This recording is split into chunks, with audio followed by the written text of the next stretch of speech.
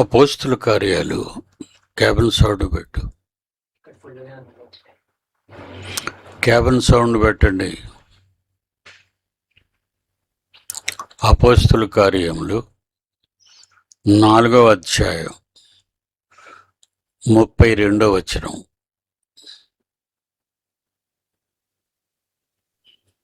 అపోస్తుల కార్యాలు అనే పుస్తకాన్ని రాసిన వారు సువార్తికుడైన లూకా గారు, మర్చిపోకండి.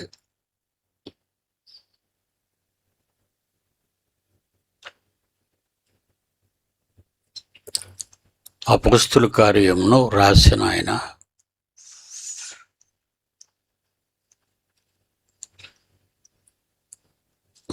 సువార్తికులలో ఒకరైన వైద్యుడైన లూకా,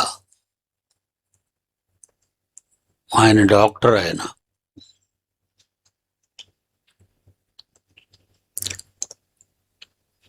యేసుప్రభు వెళ్ళిపోయిన తర్వాత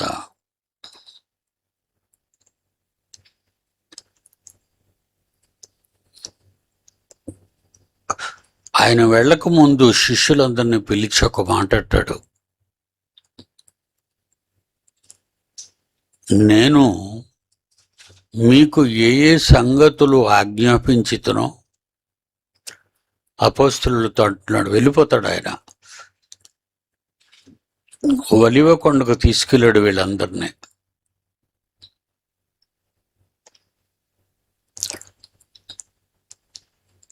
అపోస్తలులందరినీ ఒలివ కొండకు తీసుకుని వెళ్ళి, మరి నేను వెళ్ళిపోతున్నాను,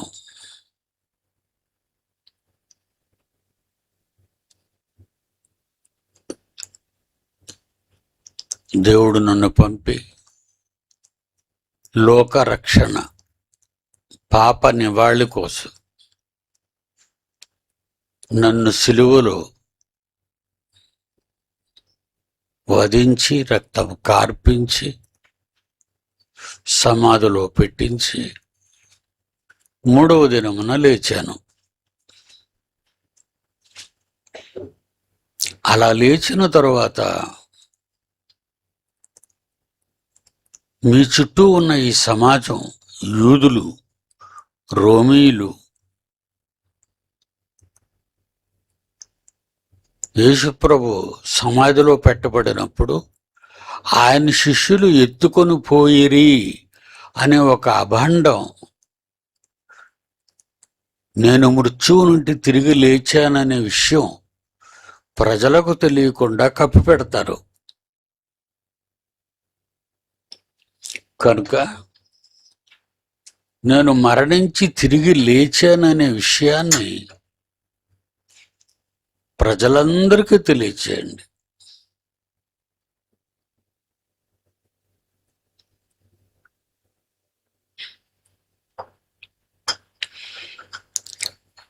అది చెబుతూ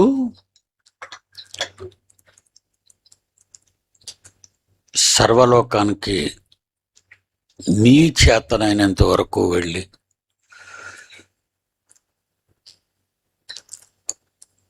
నేను మీతో కలిసి ఉన్న కాలం 3.5 సంవత్సరాలు సుమారు, ఏ సంగతులు ప్రజలతో చెబుతూ వచ్చానో, మీరు వింటూ వచ్చారో, అవే సంగతులు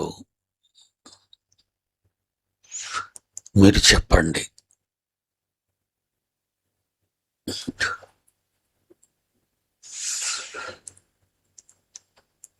అలాగే మీరు చెప్పిన సంగతులు విన్న ప్రజలు మీ తదనంతరం వాళ్ళు వెళ్ళి చెప్పాలి. ఇలా చెబుతూ చెబుతూ చెబుతూ చెబుతూ చెబుతూ 2026 వరకు మనం చెబుతూనే ఉన్నాం. లోకం మనం చెప్పినట్టుగా చెప్పటం లేదు. వాళ్ళు లోకం ఈరోజు మనం బైబిల్ని విప్పి అక్కడ ఏమి వ్రాసుందో దానిని మాత్రమే చెబుతున్నావు తప్ప పెట్టెకథలు, సాక్ష్యాలు, డ్యాన్సులు, గెంతులు, అల్లర్లు ఇవేవి కూడా మన దగ్గర లేవు.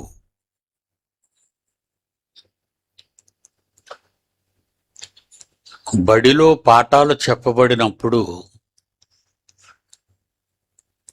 స్కూలు ఎంత నిశ్శబ్దంగా ఉంటుందో అలా ఉంటుంది మన కూడుకున్న ఈ స్థలం. అల్లరి ఉండదు.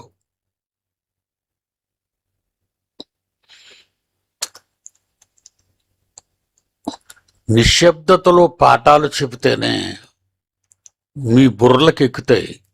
లేకపోతే అల్లరి పెడితే, కేకలు వేస్తే, చిందులు వేస్తే మీ మైండ్కి వెళ్ళదది.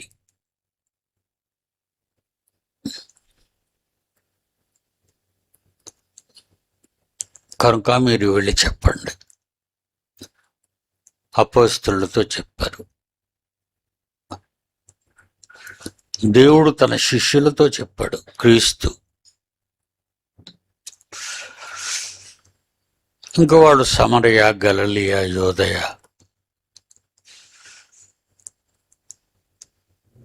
అన్ని ప్రాంతాలకు చెప్పుకుంటూ వెళ్తున్నారు. యేసు ఒక మాట అన్నాడు, నేనున్న ఈ 3 ఏళ్ళు మీకు అన్నీ చెప్పలేను. నేనున్న ఈ 3 ఏళ్ళు దేవుడు నాతో చెప్పినవన్నీ చెప్పలేను. నా టైం సరిపోదు. ఇప్పుడు నేను వెళ్తున్నాను కదా, తండ్రి దగ్గరికి వెళ్తున్నాను నేను. అప్పుడు తండ్రి గారు నా తదనంతరం నాకు ఒక తమ్ముడు ఉన్నాడు. ఆయన ఎవరో కాదు, పరిశుద్ధాత్మదేవుడు. ఆత్మదేవుడు అంటారు.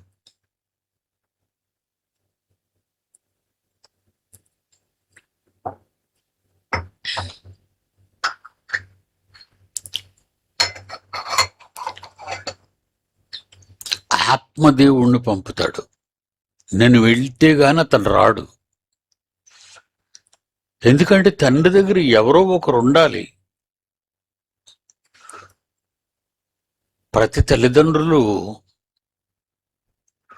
వాళ్ళ పిల్లలు వాళ్ళతోనే ఉండాలి. అది ప్రేమ, అనురాగం అంటే. ప్రతి తల్లిదండ్రులకు పుట్టిన పిల్లలు వాళ్ళ దగ్గరే ఉండాలి. అది దేవుని దేశం. అది దేవుని కుటుంబంలోని ఆలోచన. యేసును పంపాడు, పరిశుద్ధాత్మ దేవుడు తన దగ్గర ఉంచాడు. తర్వాత యేసు వచ్చేసాడు పరలోకానికి. తన దగ్గర ఉన్న చిన్న కుమారుడు పరిశుద్ధాత్మ దేవుణ్ణి పంపాడు. ఆయన వచ్చి మీకు అన్ని సంగతులు వివరిస్తాడు అని భూమి మీద ఉన్నప్పుడే చెప్పాడు ఆయన.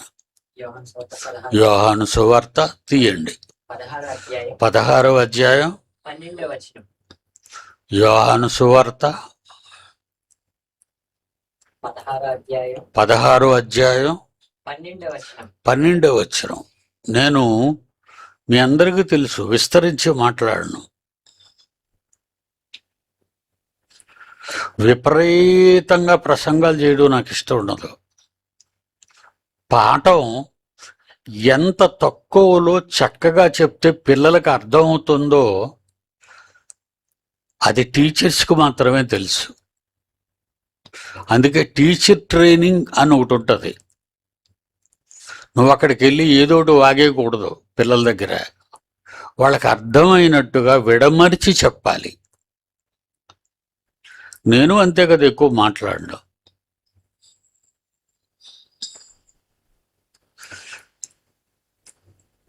నాలుగో సువార్తికుడు యోహాను గారు, జెబెదయి కుమారుడు. ఆ యోహాను సువార్త రాశాడు. ఆ సువార్తలో 16వ అధ్యాయం 12వ వచనం చూడండి, ఏముంది అక్కడ?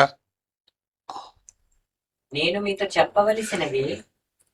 యేసుప్రభు అంటున్నారు, యేసుప్రభు ఇంకప్పటికి వెళ్ళలేదు, భూమి మీద ఉన్నారు.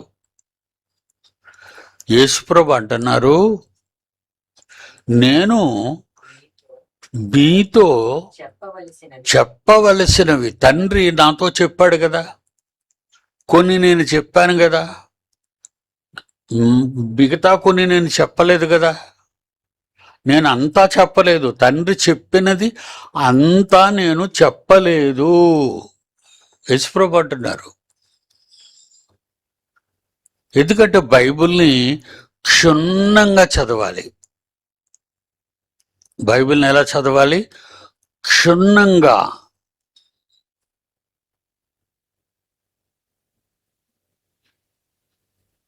కనుక నేను చెప్పవలసినవి ఇంకా అనేక సంగతులున్నాయి, అనేక సంగతులు. కానీ ఇప్పుడు మీరు వాటిని సహింపలేరు. ఇప్పుడు నేను మీకు చెప్పాను అనుకోండి, అవన్నీ మీరు భరించలేదు. 1వ తరగతిలో 1వ తరగతి పాఠాలు ఆలు ఈలు ఏబిసిడీలు అయ్యే నేర్పించాలి. 1వ తరగతిలో పాఠాలు చెప్పారనుకోండి, పిల్లలకు అర్థం కాదు. అక్షరాలే నేర్చుకోలేని వాళ్ళు పాఠాలు ఏమి వింటారు చెప్పండి? అందుకే ఇప్పుడు నేను చెప్పిన, ఒకవేళ ఏదో గబగబా ఏదో చెప్పేసి వెళ్ళిపోయినా నేను మీకు అది అర్థం కాదు. మీరు వాటిని సహింపలేరు. మీరు వాటిని సహింపలేరు. అంతరిక్షం గురించి మీతో చెప్తే మీరు ఏమైనా సహించగలరా?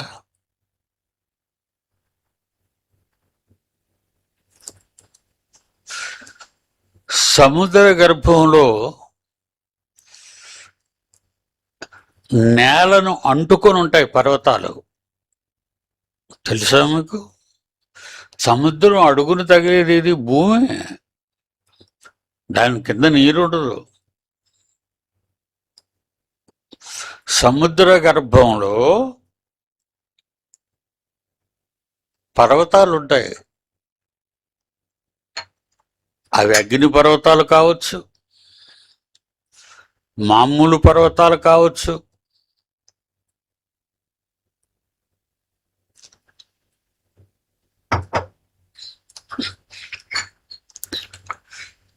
ఆ పర్వతాలు ఎక్కువగా, అంటే ఇది నేను ఎందుకు చెప్తున్నానంటే మీకు అర్థం చేసుకోవడం కష్టం. అది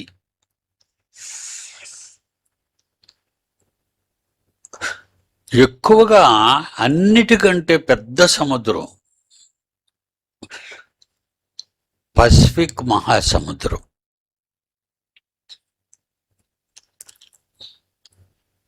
పసిఫిక్ ఓషన్ అంటారు దాన్ని. దాని అడుగు భాగాన అగ్నిపర్వతాలు విపరీతంగా ఉన్నాయి. సముద్రం అడుగు భాగాన అగ్నిపర్వతాలు ఉన్నాయి. అవి భూమిని ఆనుకొనే పైకి వస్తాయి, మళ్ళా పైకి రావు. సముద్రం పైకి రావు, సముద్రంలోనే ఉంటాయి అవి.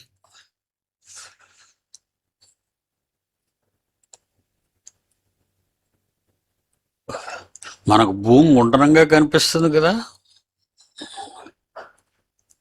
మీకు అర్థం చేసుకోవడానికి కష్టమైన మాటలని చెప్తున్నాను. అది ఎగ్జాంపుల్గా, భూమి గుండ్రంగా ఉంటుంది. ఒకసారి భూమండలాన్ని చూపించగలరా స్క్రీన్ మీద? భూమి గుండ్రంగా ఉంటుంది. అడుగునేముంటది? భూమే. మనం చూసారు గుండ్రంగా ఉంటుంది కదా, అదంతా నేల.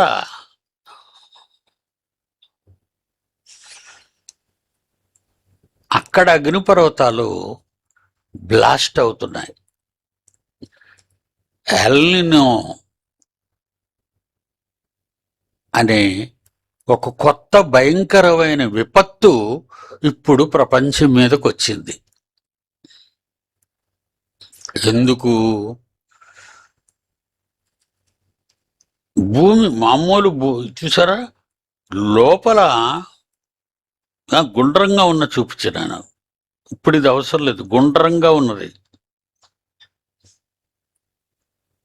చూసారా, అది భూమి గుండ్రంగా ఉందా? మరి యువతలే ఉంది, అవతలే ఉంది. భూమికి అంచున ఏముంది? భూమికి అంచున ఆకాశం ఉంది, ఈ అంచున ఆకాశం, అది ఉంచున్నాను అలాగా. యువతల పక్క భూమి, ఈ ప్రక్క భూమి, 4 ప్రక్కల భూమి ఉంది. మరి నీళ్ళు ఎక్కడున్నాయి? భూమి లోపలున్నాయి. నీళ్ళు ఎక్కడున్నాయి? భూమి లోపల. ఆ భూమి లోపలున్న మహాసముద్రాలనే నీటిలో అడుగున అంచుకొచ్చేసరికి నేల తగులుతుంది. ఆ అంచుకెళ్ళినా నేల తగులుతుంది. నేల, మనం నడుస్తున్న నేల, అక్కడ ఆ నేల సముద్రాలని పట్టుచ్చిద్ది ఆకర్షణతో. సముద్రాలను ఆకర్షించుకుని ఉంది. లేకపోతే ఆ రంధ్రం పడితే నీళ్లు సముద్రాలు బయటకు వచ్చేయాలి శూన్యులకి. ఆ సముద్రాలలోని అగ్నిపర్వతాలు బద్దలైన తరువాత పసిఫిక్ మహాసముద్రం అంతా అడుగు భాగాన్ని వేడెక్కిపోతుంది. తీసేనైనా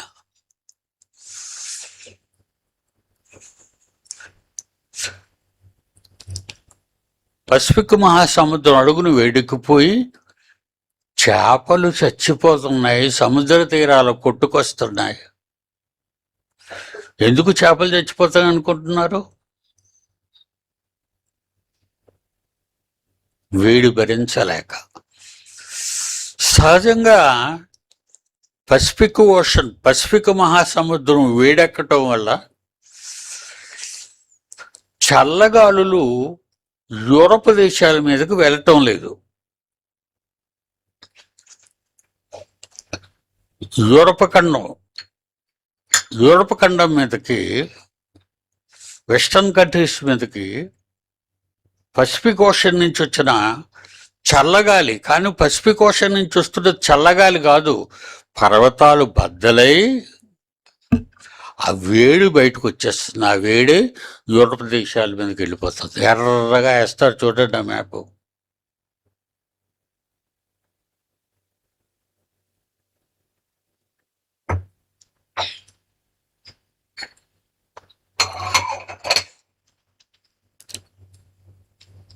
నేను పాఠాలు చెప్పే రోజుల్లో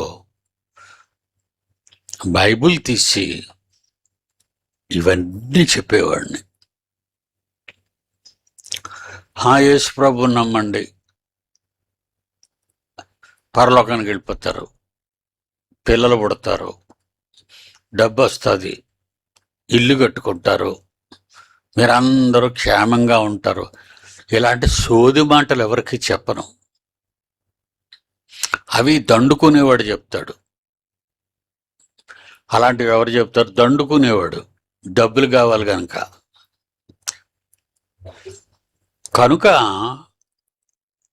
ఈ శాస్త్రీయమైనటువంటి, ఎందుకంటే బైబిల్ ఏదో మత గ్రంథం అనుకుంటున్నారు అమాయకులు. హైందవ సోదరులు ఏమనుకుంటున్నారంటే, ఇస్లాం సోదరులను, ఇదొక మతం అండి. ఇది మతం కాదు, మహాశాస్త్రం.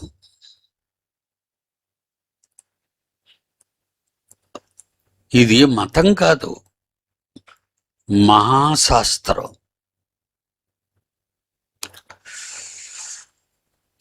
అదే అంత కష్టమైతే నేర్చుకోవడానికి, బాగా వినాలి, అదే అంత కష్టమైతే నేర్చుకోవడానికి బైబిలు అంతకంటే కష్టం. బైబిలు అన్నిటికంటే కష్టం. అందుకే దాన్ని ఏం చేయాలో తెలుసా? బైబిల్ చదవటం కాదు, బైబిల్ని చదవటం కాదండి, పరిశోధించాలి.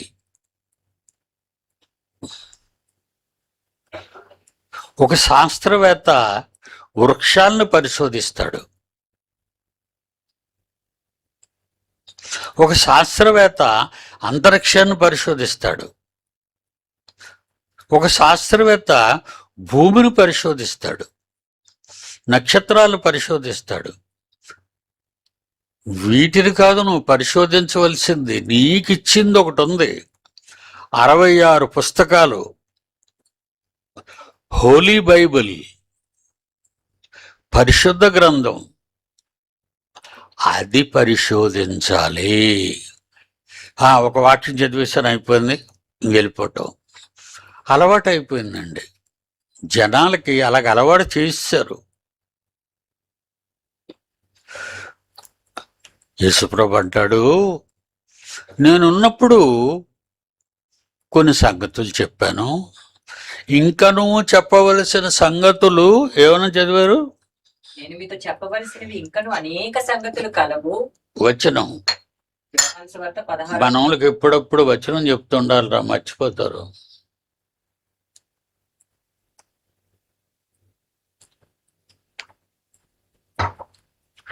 డబ్బులు లెక్క పెట్టేటప్పుడు ఎంత పరిశోధన,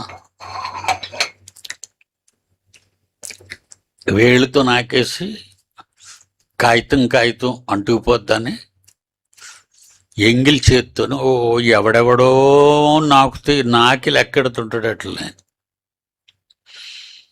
డబ్బులు ఎవడెవడో నాకుతుంటాడు, లెక్కెడుతుంటాడు. ఒకసారి కాదండి, అనుమానం వస్తే మళ్ళీ 2సార్లు లెక్క పెడతాడు. ఎందుకు? పరిశోధన. ఎందుకు దాని మీద అంత పరిశోధన?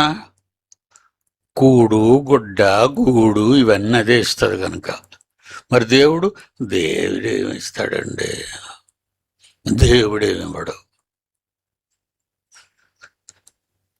ఏమి ఇవ్వకుండా ఈ పంచభూతాలు అనుభవిస్తున్నావా బిడ్డ?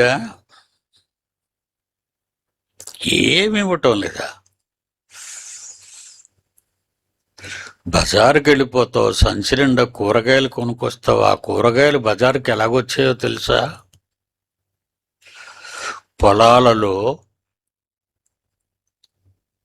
నీళ్ళిచ్చి పండించిన దేవుడు. పరిశోధిస్తావు. అక్కడ కట్టలున్నాయనుకోండి, అబ్బా మిషన్ ఇంకా ఏం పరిశోధించాలరా బాబు అని మిషన్ పెడితే ఫర్రమని లెక్కెడుతుంది. అది ఎంత జాగ్రత్త,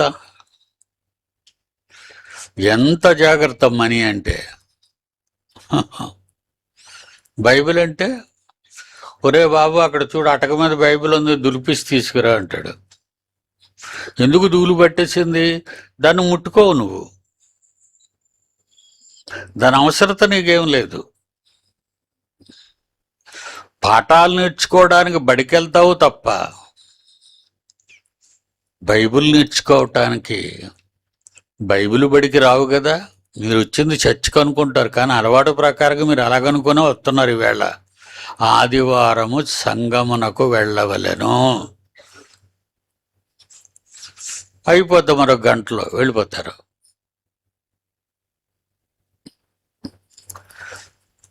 పద్నాలుగో అధ్యాయం యోహాను సువార్త, యోహాను సువార్త 16వ అధ్యాయం యోహాను సువార్త క్షమించటి 16వ అధ్యాయం 12వ వచనం. 12వ వచనం. నేను మీతో చెప్పవలసినవి నేను మీతో చెప్పవలసినవి ఇంకను అనేకమే ఎక్కువ, ఇంకనూ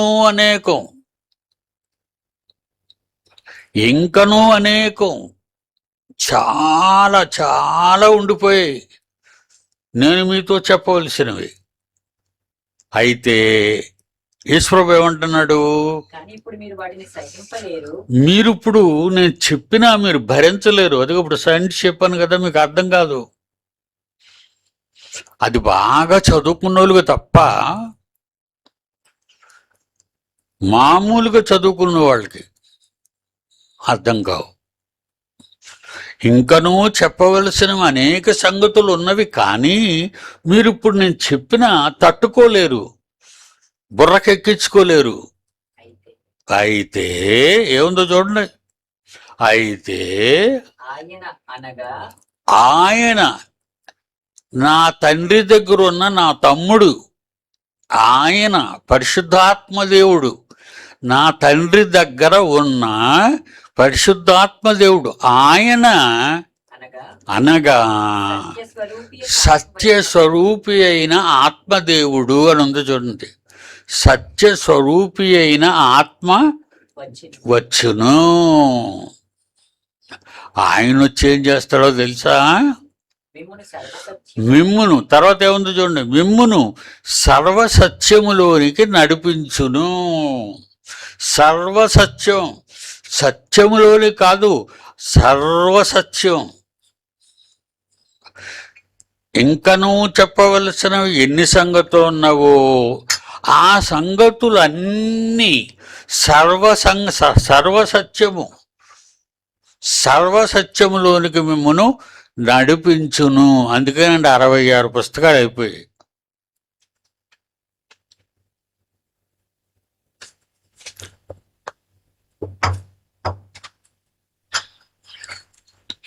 అరవై 66 పుస్తకాలండి. అందుకే మీకు ఏ పుస్తకం ఎక్కడుందో తెలీదు.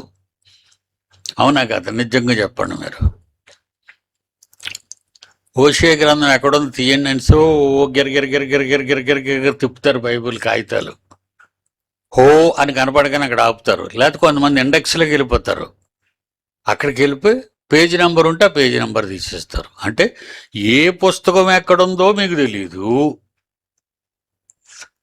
ఒక్కొక్క పుస్తకంలో ఎన్ని అధ్యాయాలు ఉన్నాయో మీకు తెలీదు. ఒక్కొక్క అధ్యాయంలో ఎన్ని వచనాలు ఉన్నాయో తెలీదు. ఏమీ తెలియని మీరు ఏం తెలుసుకుంటారండి చెప్పండి. ఇంక మీరు నేను చెప్తే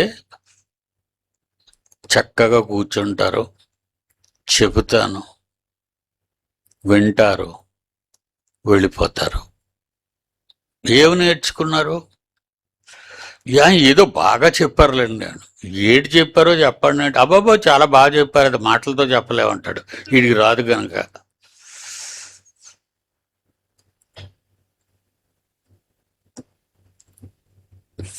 అంటే బైబిలు క్రైస్తవులకు తెలియదు. బైబిలు క్రైస్తవులకు తెలియదు. ఎంత దూరంగా ఉన్నామో దేవుడికి ఒక్కసారి మీరు ఆలోచించుకోండి. ఇది ఇచ్చింది ఈ బైబిల్ ఏంటో తెలుసా? వీసా. వీసా అంటే మీకు అర్థమైపోద్ది. ఏదైనా దేశానికి వెళ్ళాలంటే అక్కడ గవర్నమెంటు ఇతడు రావచ్చు అనే దాన్నే వీసా అంటారు.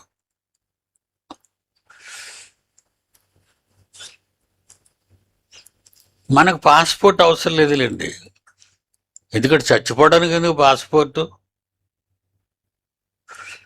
చచ్చిపోగానే నీ బ్రతుకు కాలం అంతా ఏవి నేర్చుకున్నావో ఆ నేర్చుకున్నవి నీ జీవితంలో ఎలా నెరవేర్చావో అది వెళ్ళిపోతావు. లాజర్ చచ్చిపోగానే ఎవరు వచ్చారట? దేవదూతలండి. లాజర్ గారు చనిపోగానే దేవదూతలు వచ్చారు. పదనైనా వెళ్ళిపోదాం, తండ్రి నిన్ను రమ్మంటున్నాడు. వాట్ ఏ వండర్ఫుల్ ఇన్విటేషన్ అండి అది. చచ్చిపోగానే మనకు ఎవరు కనబడలేదు అనుకోండి, కానీ ఒకటి కనబడుతుంది, మొత్తం నిప్పులు కొలిమి.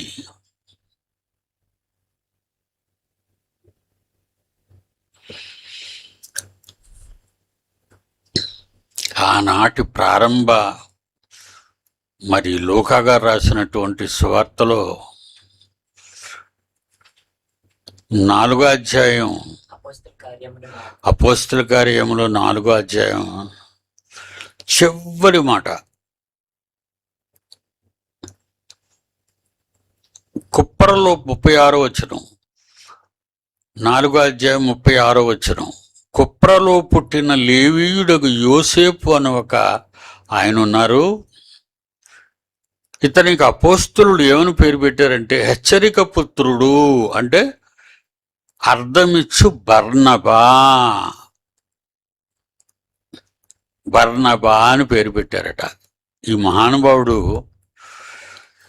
ఇతడు భూమి గలవాడయ్యుండి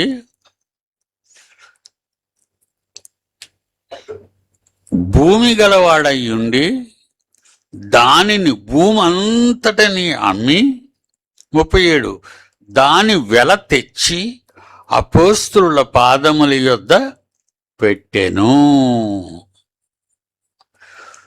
ఏమండి, 10 ఎకరాలు ఉండి 10 ఎకరాలు అమ్ముకోవచ్చు కదా. ఏముంది ఈ లోకంలో? అనిల్ అంబానీ ఉన్నాడు, లెక్క పెట్టలేనన్ని కోట్లు మన ఇండియాలో. వదిలేసి వెళ్ళిపోతాడండి పట్టుకెళ్ళు, తెలుసు కదా మీకు. వదిలేసి పోతాడు. మరి ఎవరు తీసుకుంటారు? నువ్వు సంపాదిస్తే ఇంకొకటి తీసుకుంటాడు.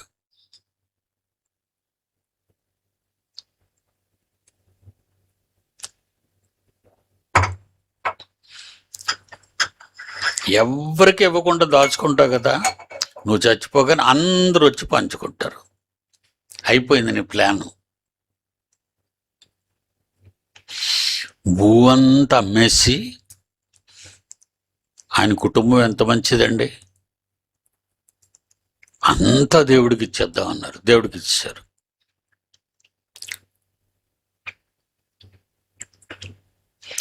రోమిలికి రాసిన పత్రిక 1వ అధ్యాయం 29-31 వచనం చూద్దామండి. రోమా పత్రిక 1వ అధ్యాయం 31 వచనం. దేవుడికి ఇస్తానని చెప్పి, జాగ్రత్త సుమండి, మీ టంగ్ చాలా జాగ్రత్తగా ఉండాలి. ఇస్తాము అన్న తర్వాత ఎంత ఇస్తామని నిర్ణయించుకున్నారో అంత తప్పనిసరిగా ఇచ్చేయాలి. అసలు ఇవ్వడానికే మీకు మనసు లేదనుకోండి, మీకు నో ప్రాబ్లం. మరలా చెప్తున్నాను, ఈ జాగ్రత్తగా వినాలి లాజిక్ పాయింట్. దేవుడికి ఎంత ఇవ్వాలని మీరు కన్ఫర్మ్ అయ్యారో, నిర్ణయించుకున్నారో అంత తీసుకొచ్చి ఇచ్చేయాలి. అదే రోమపత్రిక 1వ అధ్యాయంలో 31వ వచనం చివరి మాట. మాట తప్పువారు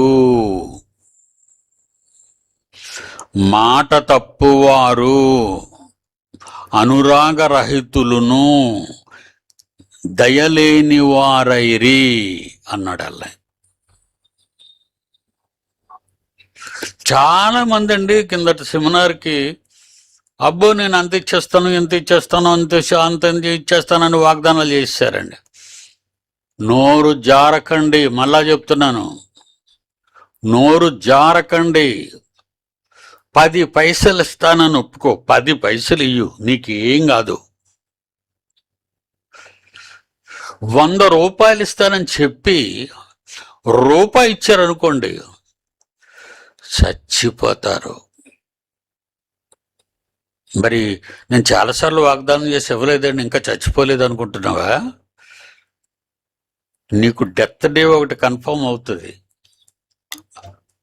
నీకు బర్త్డే కన్ఫర్మ్ అయింది కదా,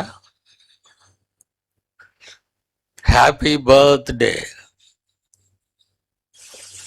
తర్వాత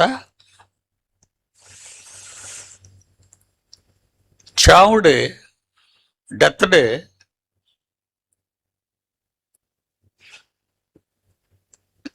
నువ్వు అనుకున్నది ఇస్తానన్నది ఎప్పుడైతే ఇస్తాననుకున్నావో తక్కువ ఇయ్యు. దేవా నేను తక్కువ ఇస్తాను ఇవ్వు, ఏమండు. అంతా ఇచ్చేస్తాను అనుకొని సగం నొక్కేసావు అనుకో, దేవుడికి ఇవ్వకుండా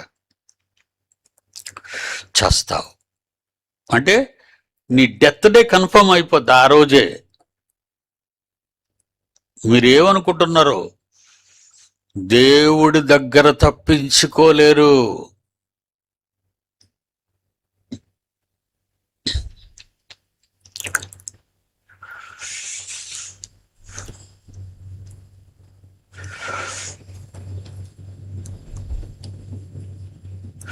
మత్తయి సువార్త 5:37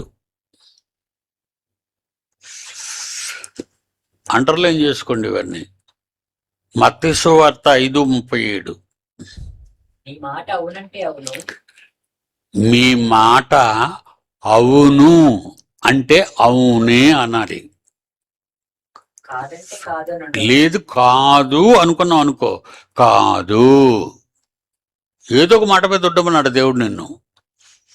ఇంత ఇస్తాను అవును అన్నవాడవు, అంత ఇచ్చి చావాలి నువ్వు. ఏటనుకుంటున్నావు నాకు అర్థం కాదు. బైబిల్ని చాలా ఈజీగా తీసుకుంటున్నారండి. మీ కొల్లేరైపోతే చెప్తున్నాను. ఇవ్వటం మానేయండి, దేవుడు ఏమండు. మీరు ఇవ్వటం మానేయండి. ఇస్తాను అనకండి, ఇవ్వను అనకండి. ఉంటే ఇవ్వండి. అంతేగాని నేను ఇంత ఇచ్చేస్తానని వాగ్దానం చేసి అది కానీ దేవుని సన్నిధికి నువ్వు ఇవ్వకపోతే నీ డెత్ డే కన్ఫర్మ్ అవుతుంది.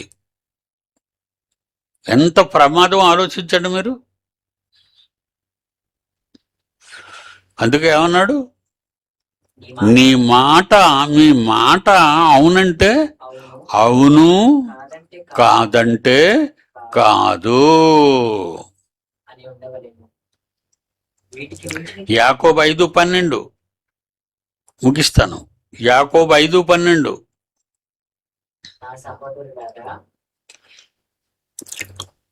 చివరకు వచ్చేసరికి 5:12లో చివరి మాట చూడండి.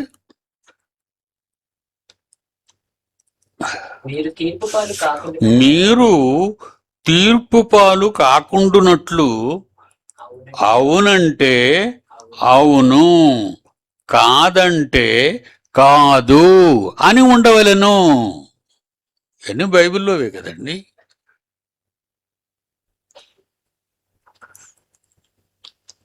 నా సహోదరులారా, ముఖ్యమైన సంగతి ఏదనగా పరిశుద్ధాత్మ దేవుడు వచ్చి బయలుపరచినవి ఇయ్యేనండి. నా సహోదరులారా, ముఖ్యమైన సంగతి ఏదనగా ఆకాశము తోడని గాని, భూమి తోడని గాని, మరి దేని తోడని గాని ఒట్టు పెట్టుకొనక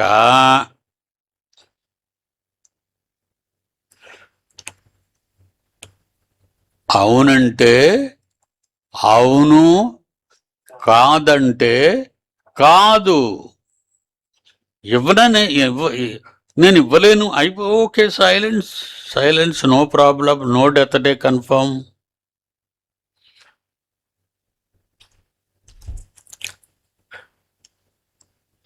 అననీయ సప్పీరా 5వ అధ్యాయం 3వ వచనం. అపోస్తుల కార్యాలు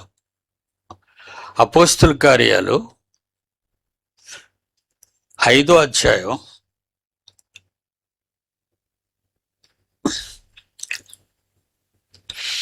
3వ భార్యాభర్తలిద్దరు కూర్చున్నారు.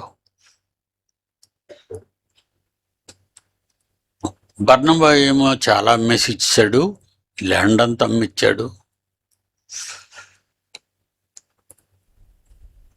మనం కూడా ఇద్దామండి అని భార్యాభర్తలిద్దరూ అననీయ సప్పీరాలు కన్ఫర్మ్ అయ్యారు. అమ్మిన తర్వాత వాళ్ళిద్దరు ఏమనుకున్నారంటే, ఇంటికి తెచ్చాడు డబ్బు, భూమంతా అమ్మేసి డబ్బు తెచ్చాడు ఇంటికి. మరి ఇది తీసుకెళ్ళి అపోస్తులు పాదాల యొద్ద పెట్టాల, దేవుడికి ఇస్తామన్నారు కనుక.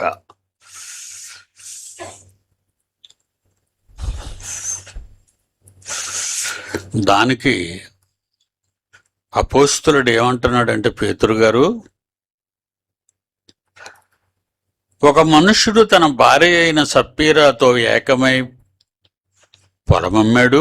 2వ వచనం, భార్య ఎరుకనే వాడు దాని వెలలో కొంత దాచుకొని తీరా అమ్మేసరికి భార్యాభర్తలిద్దరూ సణుక్కొని సగాన్ని దాచేసుకున్నారట. అందిచ్చేస్తే ఎలాగా మరి మనకే ఉంటుందండి. మరి ఆ మాట నువ్వు ఎప్పుడు అనుకోవాలి? ఇచ్చే ముందు అనుకోవాలి. ఇచ్చే ముందు అనుకోవాలి.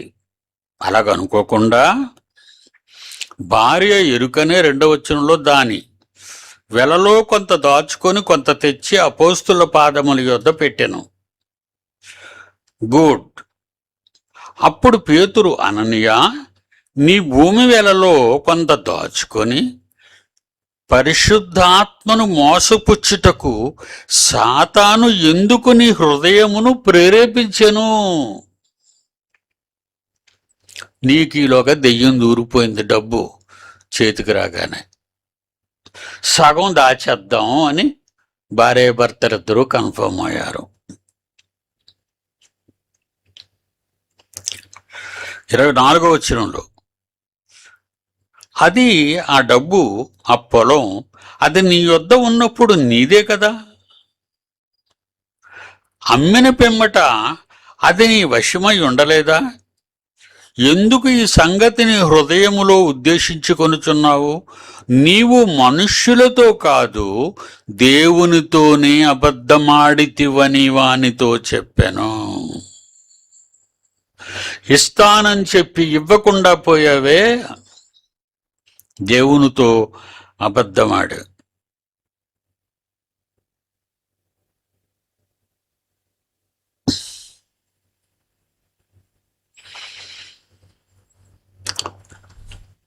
టక్క చచ్చిపోయాడు.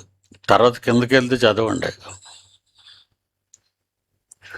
ఇస్తానన్న తర్వాత ఇవ్వకపోతే చస్తావు.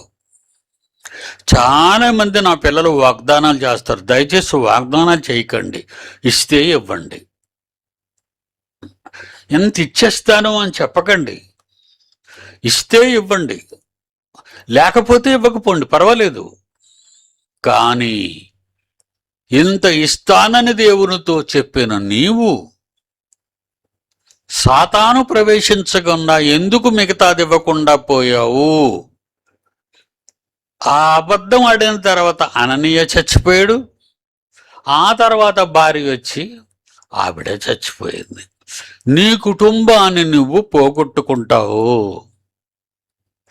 నా పిల్లలందరికీ చెప్తున్నాను, ప్రపంచవ్యాప్తంగా ఈ స్వరం విన్న ప్రతి ఒక్కరూ ఇస్తానన్న తర్వాత ఇవ్వాలి, లేకపోతే వద్దు. ఇప్పుడు నేను అడుగుతున్నాను, మీరు పిల్లలకు ఉచితంగా భోజనం పెట్టాలి అని అనుకున్నప్పుడు ఎంత తక్కువ అనుకున్నా పర్వాలేదు, ఇవ్వగలిగితే ఎంత హెచ్చుగా ఇద్దామన్నా పర్వాలేదు. అనుకున్న తర్వాత కానీ మీరు ఇవ్వకపోతే చస్తారు. అది జరిగిన సంఘటన బైబిల్లో. వాగ్దానాలు చేయకండి. చేశారు అంటే ఇచ్చి తీరాలి.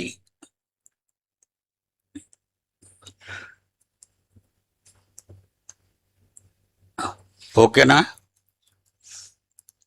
ఉచిత భోజనాల కోసం ప్రపంచవ్యాప్తంగా ఉన్న నా పిల్లలు అనేక మందికి ఊరకనే అన్నం పెడదామని అనుకునేవాళ్ళు నవంబర్ 1వ తారీఖు, గమనించాలి మీరు, నవంబర్ 1వ తారీఖుకి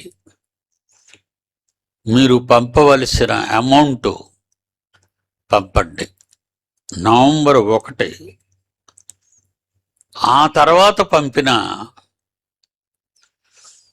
మేము లెక్కలేయలేము. ఎంతమంది వస్తారో, ఎన్ని బియ్యం కొనాలో, ఏటు కొనాలో అవన్నీ మేము చేసుకోలేము. మీరు వాగ్దానం చేస్తేనే పంపండి. వాగ్దానం చేయకపోతే మీరు ఎలాగైనా ఇవ్వాలని మేము మిమ్మల్ని చంపుకు తినం. అలాగ అడగకూడదు, బలవంతంగా అడగకూడదు ఎవరిని. మీరు ఇవ్వాలి అనుకుంటే నవంబర్ 1వ తేదీ కల్లా ఉచిత భోజనము కొరకు అని రాసి పంపించండి.